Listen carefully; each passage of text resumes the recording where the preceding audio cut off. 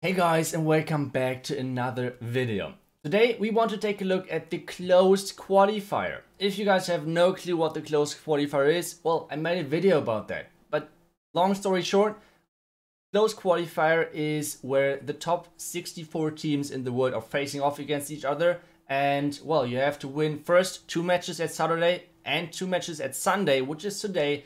And if you can do that, then you're in the top 4 and you get to the next qualifier. That's basically it.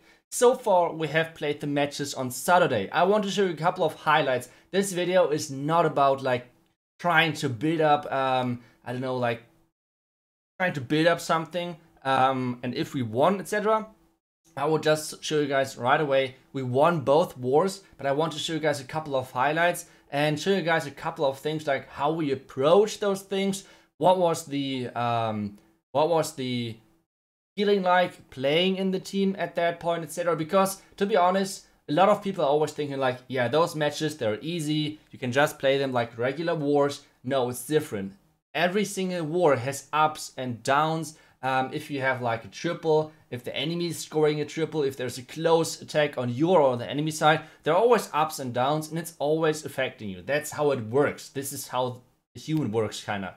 So first match was kinda without too much stress because there was a pretty solid win overall. 13-10, our base builders did really good work, and us with testing the bases, so that worked out really great. Not a single triple against us. On the other side, we had overall 3 triples. I want to show you guys obviously a couple of them because, well, that's what this video is all about. And the first one is going to be from Eve-Check. And I feel like right now those bases are getting so annoying for queen charges with all of those open walls. And now you guys might wonder, it's those open walls, who cares? Like, then it's even easier to queen charge, etc. No, it's not, because it's so freaking hard to predict where the queen is going. I mean, even in a straight line, the queen is sometimes going for a wall or doing strange things or like backtracking, whatever. How should you somehow predict the queen if there are so many holes in the base and the queen could go left, right, up, down, 360, I don't know. It's really hard to predict her.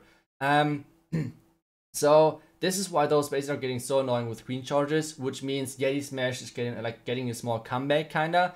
And Eve-Check is really nice in seeing those warden walks, for example, with the town hall, etc. So really nice job by him over here. And what he's doing is, first off, he's using a Yeti to funnel over here, and he's even getting the sweeper, which is really great pathing or like funneling for the later stages.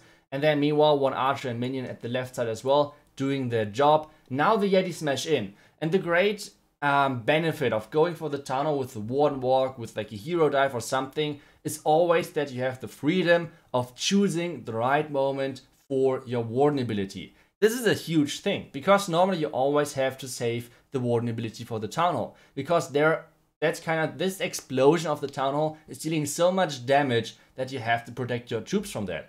But with taking out the warden or like the town hall early, you have the complete freedom about whatever the warden wants to do.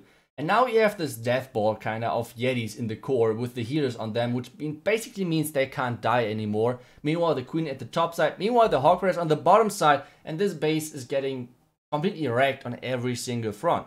You guys can see as well, he started off with over 7 Yetis. One of those 7 Yetis got used for funneling, which means he's sending 6 Yetis into the base. If we're counting the Yetis over here, we have 1, 2, 3, 4 Yetis, which means 4 out of 6 Yetis are still alive. That's crazy considering that he had a really heavy push, especially into most of the enemy heroes. So it's pretty impressive. Now the king and the P.E.K.K.A are still alive on the outside. The royal champion still has ability left, and he's just wrecking the base left and right. Now the headhunter for cleanup, because that's what he's doing, or she's, I don't even know, is doing best. But what? This base got completely wrecked. The woods tower at the top side was already damaged, which means the royal champion ability is killing all of that. And this means this was our first triple in this war. And really nice job by Eve-Check. Like I said, Yeti Smash is pretty solid, and he has the swag freeze still in the bag and is not going to drop it. But still, nice job. And then I want to show you guys one more attack because I thought it was really funny. Because on this base, we thought, like, we had different approaches. Like, first things was obviously Nick said, like, yeah, this base is good for Zeb Lalo. And then they try to come up with like a really great hero portion, like where should you try to deploy the heroes. And then at some point I on my own was searching for like a nice queen charge, maybe in one of those compartments over here. But then with like pressing onto the buildings, I saw at some point there's a freaking hole in the base. Like in this, there's nothing placed in here, which basically means there's a hole in the base. So when I press the play button, you guys can see it over here. You can basically drop troops into the core. And as soon as I said that, Nick was like, yeah, then you have even the town hall, which is even better for Zablado. And we're like, okay, let's get to the next base. You got that. And that's what Nick did. So let's see what exactly he's doing. He's starting off with the zaps already, like with the lightning spells onto the clan castle and the eagle. And as soon as he did that, he's going to like place one barbarian into the gap in the middle of the base, trying to trigger traps. As soon as he did that, he's going to place one more sneaky goblin just to make sure that there are no more traps. And as soon as this sneaky goblin is dead, he's placing the other one. And that's basically a gifted town hall for now. The next thing is kind of funny as well, because I thought like he would do some other sort of sui, but he's just like, YOLO guys, I got this, and freaking drops all of his, like, at least king and queen into this hole, which I thought was kind of funny. Because now the Royal Champion is kind of on the outside, his king and queen in the core of the base, trying to get some more value. Royal Champion is taking some more buildings out, and I just felt like it was a really, really funny attack, because with this hole, like, you guys saw over here as well, there was a giant bomb in there, which means as the base builder, it's really hard to spot. Sometimes you just have to make sure that you're getting like, or selecting this, like enemy view kinda, so you see your own base without the traps, because this would have helped this guy definitely 100%, because then he would have spotted the gap in the base. But still, we take those, still pretty nice, pretty nice sui from Nick. I thought it was just like so funny. The tech still got kind of close, because those multi-inferno towers are melting through those loons. It's pretty annoying, but still Nick is saving that pretty nicely. The only thing which I guess he did not perfect kinda was the saving of loons, because he did not save a single, like 2 loons, which were not too much for the top side. Like nothing was killing the top side, and this nearly cost him the attack, because since there was nothing on the top side, he could have not placed any cleanup troops. Now he has to hope for a really nice split for his loons and etc. So, but the split is happening, so this is no problem for him, and he's getting the nice 3-star on this one. This were basically all of the attacks I wanted to show you guys for the first war. Maxi was the last guy who got the triple. Lex and me both failed on this one. But let's get into the next war, because this war was a roller coaster of emotions. Because it looked pretty solid, right? Like 93% to 81. It's like a pretty one-sided war, to be honest, even though the stars are a little bit, like, not even a little bit closer. But the reason why it's close is because of the 1-star.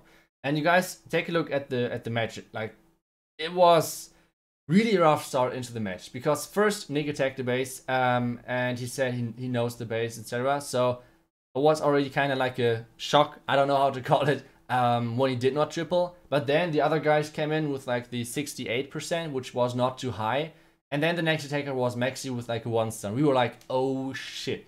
Then Nick defended as well. We were like, okay guys, this is still possible. And then we did like the really nice comeback where I tripled, then he defended once again on low percentage, then Lex tripled, then they tripled again, so it was once again a bit closer, but then Eve Check clutched in the end, and well, then one more defense for us. So, yeah, well, normally I'm not showing 1-stars, but on this 1-star I want to show you guys, because I feel like the attack was actually a crazy plan. You guys will see in a second why exactly I'm saying that. It's like one of the most unluckiest attacks I have ever seen, to be honest. Like, or maybe just I'm just saying it because Maxi is my teammate, but I want you guys to judge. Let me guys know if you have ever seen someone who got more unlucky in an attack than Maxi. Like, this attack is actually, it's crazy. But before I'm spoiling too much, just enjoy the attack, because it was actually crazy. So, first things is going to be like a nice sui with his king and queen and the royal champion, because, well, he's doing a mass hawk rider attack, so that's what he's normally doing. And then a delayed ram for the town hall. This is pretty basic, kinda.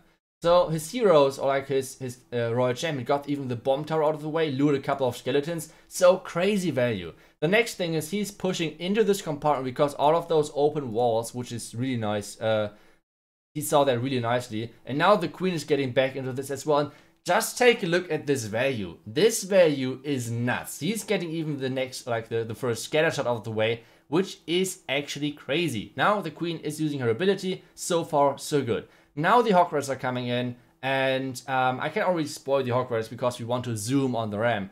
He's going to use like an early heal, then into Warden. And he's messing up the last heal spell a little bit because he was distracted by the Ram. But this attack, like if nothing would have went wrong on the bottom side, this attack would have been a crushing, overpowering 3-star. But now let's take a look at the tunnel because that's the important part which is happening. So the Ram is opening, the Barbarians are coming out, and now the Super Goblins are coming out as well, but they're taking a different path and they're triggering this giant bomb. This means with triggering the giant bomb, the Super Goblins are dying, and this means there's only the Yeti still left alive. And the Yeti can't 1 versus 1 in a town hall.